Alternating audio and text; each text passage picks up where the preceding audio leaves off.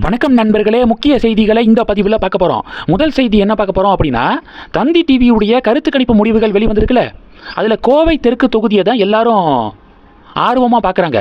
ஏன்னா கரூரில் இருந்து கோவை தெற்குக்கு செந்தில் பாலாஜி ஜம்ப் பண்ணியிருக்காரு. திமுக மொத்தமாக செந்தில் பாலாஜியை தான் மலை போல் நம்பியிருக்காங்க. மேற்கு மண்டல பொறுப்பாளராக செந்தில் பாலாஜி அப்பாயின்ட் பண்ணி இந்த வாட்டி கோயம்புத்தூர் மாவட்டத்தில் இருக்கக்கூடிய எல்லா தொகுதிகளையும் திமுக ஜெயிக்கணும் அப்படின்னு சொல்லிட்டு எலெக்ஷன் வேலைகளை பார்த்துக்கிட்டு இருக்காங்க. செந்தில் பாலாஜிக்கு அந்த அசைன்மெண்ட்டை ஸ்டாலின் கொடுத்துருக்காரு. இப்போது செந்தில் பாலாஜி போட்டியிடக்கூடிய தொகுதியில் என்ன நிலவரம், சர்வே முடிவுகள் என்ன சொல்லுது அப்படிங்கிறத எல்லாரும் ஆர்வமாக பார்க்குறாங்க. தந்தி டிவியுடைய ஒப்பீனியன் போலில் என்ன நம்பர்ஸ் கிடச்சிருக்குன்னா, அம்மன் அர்ஜுனனுக்கு 37லேருந்து 43% வாக்குகள் கிடைக்கும் அப்படின்னும், செந்தில் பாலாஜிக்கு 35லேருந்து 41% வாக்குகள் கிடைக்கும் அப்படின்னும் தந்தி டிவி சொல்லியிருக்காங்க. அதாவது செந்தில் பாலாஜியை விட அம்மன் அர்ஜுனன் வெற்றி பெறுவதற்கு வாய்ப்பு கொஞ்சம் கூட அப்படின்னு ரிசல்ட் கொடுத்துருக்காங்க. இதில் பேனிக் ஆகி தான் ஒரு ஓட்டுக்கு 5000 அப்படின்னு சொல்லிட்டு பணப்பட்டுவாடால் இறங்கிட்டாங்க திமுக செந்தில் பாலாஜி அப்படின்னு இந்த தந்தி டிவியுடைய சர்வே முடிவு ரிசல்ட்டை ஷேர் பண்ணி பாஜக அதிமுக பதிவுகள் போடுறாங்க. இது ஒன்று. ரெண்டாவது என்ன பார்க்க போகிறோம், அண்ணாமலை அவர்கள் பாஜக வேட்பாளர்களை ஆதரித்து கேம்பெயின் பண்ணார்ல. பாஜக வேட்பாளர்கள் மட்டும் கிடையாது, அதிமுக வேட்பாளர்கள், என்டிஏல இருக்கக்கூடிய கூட்டணி கட்சியுடைய வேட்பாளர்கள் அனைவரையும் ஆதரித்து முடிஞ்ச வரைக்கும் அண்ணாமலை கேம்பெயின் பண்ணார். நேற்று 6 மணியோட பிரச்சாரம் ஓய்ந்ததா. எப்போதுமே பொலிட்டிக்கல் பார்ட்டிஸ் என்ன பண்ணுவாங்கன்னா, இந்த கடைசி நாள் கேம்பெயின் அப்போ பிரச்சாரம் ஓயக்கூடிய அந்த தருணத்தில் ஒரு வீடியோ வெளியிடுவாங்க. தான் ஜெயிச்சா என்ன பண்ணுவோம், எந்த சின்னத்துக்கு ஓட்டு போடணும் அப்படின்னு சொல்லிட்டு கடைசியாக பொதுமக்கள்கிட்ட ஒரு ரெக்வஸ்ட்டை முன்வைப்பாங்க. அண்ணாமலை என்ன பண்ணியிருக்காருன்னா, முடிஞ்ச அளவுக்கு என்டிஏ வேட்பாளர்களுக்காக அவர் தனித்தனியாக வீடியோ பேசி அதை அந்த வேட்பாளர்களுக்கு அனுப்பி வச்சுருக்காரு. அதை வேட்பாளர்கள் அவங்களுடைய சமூக வலைதளத்தில் போஸ்ட் பண்ணியிருக்காங்க, அப்லோடு பண்ணியிருக்காங்க. எப்பேற்பட்ட ஒரு சுயநலமே இல்லாத ஒரு தலைவராக இருக்கார் பாருங்கள் அண்ணாமலை.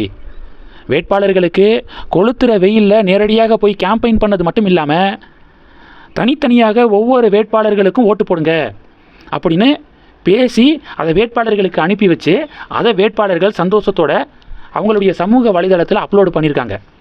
இப்போ அண்ணாமலைக்கு பாராட்டுக்கள் குவிந்து வருது. இது 2. மூணாவது என்ன பார்க்க போகிறோன்னா, மூணாவது ஹோம் மினிஸ்டர் அமித்ஷா வெஸ்ட் பெங்காலில் ஒரு உறுதி தெரிவிச்சிருக்காரு. மமதா பானர்ஜி என்ன சொல்கிறாங்கன்னா, பாஜக மட்டும் ஜெயிச்சிச்சுன்னா நான் பெங்காலியை முதல்வராக சேரில் உட்கார வைப்பாங்க, வங்காள மொழி தெரியாதவரை சேரில் உட்கார வைப்பாங்க, ஹிந்தி தெரிஞ்சவரை மட்டும்தான் உட்கார வைப்பாங்க அப்படின்னு சொல்லிட்டு இங்கே பாலிடிக்ஸ் பண்ணுறாங்க. வெஸ்ட் பெங்காலை சேர்ந்த ஒருவரை தான் சிஎம் சேரில் நாங்கள் உட்கார வைப்போம், இது 100% இல்லை 200% என்னுடைய வாக்கு, என்னுடைய கேரண்டி அப்படின்னு அமித்ஷா வெஸ்ட் பெங்காலில் பேசியிருக்காரு. அடுத்து ஐடி டிபார்ட்மெண்ட்டு ஹைகோர்ட்டுக்கு போயிருக்காங்க. உதயநிதி ஸ்டாலின் அவர்களுடைய வேட்பு மனுவில் சொத்து விஷயத்தில் தப்பாக குறிப்பிடப்பட்டிருக்கு, சொத்து விஷயத்தில் தப்பு இருக்குது அப்படின்னு சொல்லிட்டு ஹைகோர்ட்டை அப்ரோச் பண்ணியிருக்காங்க ஐடி டிபார்ட்மெண்ட்டு.